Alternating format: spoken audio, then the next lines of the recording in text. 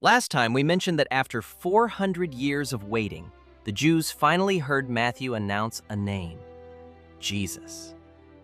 Therefore, when the Jews heard that Jesus was the Christ, they didn't question whether he existed. Instead, they would wonder, who exactly is this man? So Matthew uses two other identities to help people recognize who he is. Let's look at the first one: the descendant of David.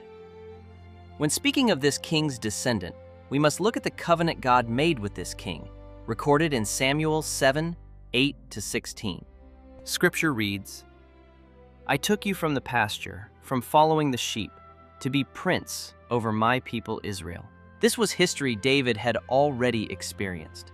He was overlooked at home, left to tend sheep in the wilderness, and called back, not for dinner, but to be anointed as king. Never to tend sheep again, but to be king. "Wherever you have gone, I have been with you, and I have cut off all your enemies from before you." David said, "I know.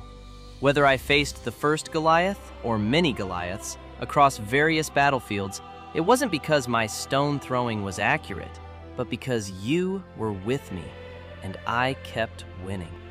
And I will make for you a great name, like the name of the great ones of the earth." David said, "I know." Everyone was saying, "Saul has slain his thousands, and David his 10,000s. I truly experienced it." God continued, "And I will appoint a place for my people Israel, and will plant them, so that they may dwell in their own place and be disturbed no more."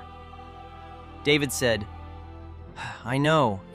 David himself was fleeing across mountains, fighting constantly. Finally, one day the ark was in front, and David was behind. David said, "O nomadic nation, no need to move anymore. We have arrived. Right here we worship our God. And violent men shall afflict them no more as formerly, from the time that I appointed judges over my people Israel." What was it like when the judges ruled? There was no king. David said, "I know. When the king was anointed, order replaced chaos. And I will give you rest from all your enemies. Moreover, the Lord declares to you that the Lord will make you a house." Everyone knows, what kind of covenant making is this? This is God's way of making a covenant through what has already been fulfilled, so that you remember the same God will fulfill even greater things. The covenant isn't over.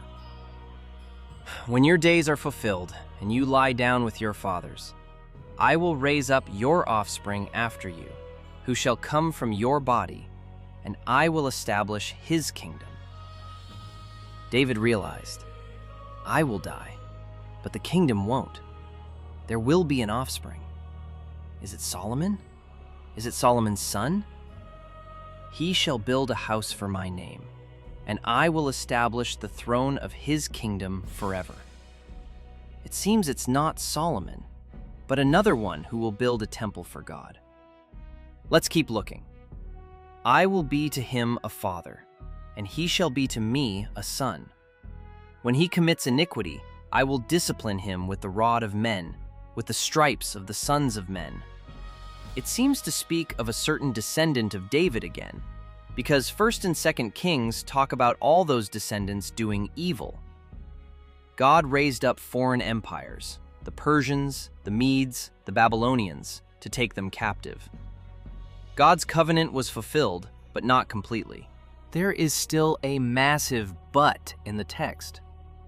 "But my steadfast love will not depart from him, as I took it from Saul, whom I put away from before you." If you believe I have fulfilled everything before, are you willing to believe this story isn't over? Your house and your kingdom will surely stand firm forever. God continues to say, "And your house and your kingdom shall be made sure forever before me. Your throne shall be established forever." Centuries pass, and suddenly a man emerges. His name means Yahweh saves. He claims to be the son of David. How would the Jews react? Would they ignore him? or welcome him blindly? Neither. They would absolutely not ignore him, nor would they believe immediately, because David's line had produced too many failures. They will open the law, checking the words and deeds of this self-proclaimed son of David against Scripture. If you read the Gospels carefully, you will discover that everything Jesus did and said was designed to answer one question: who am I? His actions declared, "I am the Son of David." Consider his exorcisms. In the Gospel of Matthew, an incredibly fascinating phenomenon occurs. Whenever Jesus casts out a demon or heals a severe illness, the crowd's reaction is often not to call him Master, but to call him directly Son of David. Matthew 12:22-23 states, "Then a demon-oppressed man who was blind and mute was brought to him, and he healed him. And all the people were amazed and said, 'Can this be the Son of David?'" Matthew 15:22. A Canaanite woman begging for her severely demon-possessed daughter also cried out, "Have mercy on me, O Lord, Son of David." Why did they have this reaction? In the Old Testament, only David's line is connected to healing. The blind men outside Jericho, Matthew 20. Why did they call out, "Son of David"? Jesus was called many names: Rabbi, Master, Prophet, even Christ. Why did the blind men only call out, "Son of David"? Because of a historical decree. Centuries earlier, David had declared, "The blind and the lame shall not come into the house of David." The blind men wanted to enter the city, so they needed the Son of David to lift the decree David had laid down. They were asking Jesus, "Son of David, our lineage locked us out. What will you do for us?" They were crying for royal absolution. Jesus' response was, "Therefore I heal you." Scripture records that after being healed, they followed Jesus. If you flip forward, you will be shocked. Chapter 21. Jesus entered Jerusalem, and they entered Jerusalem, likely including those blind men. Finally, when Jesus entered the holy city, what did the people shout? "Son of David!" They had cross-checked this man's words against the Old Testament.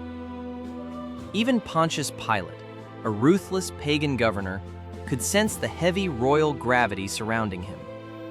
It compelled him to ask, "Are you the King of the Jews?"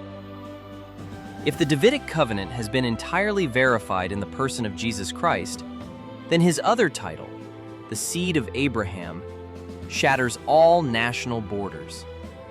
We'll talk about this part about Abraham. If you like it, please subscribe and share the video. Your encouragement is my motivation to continue creating. Thank you.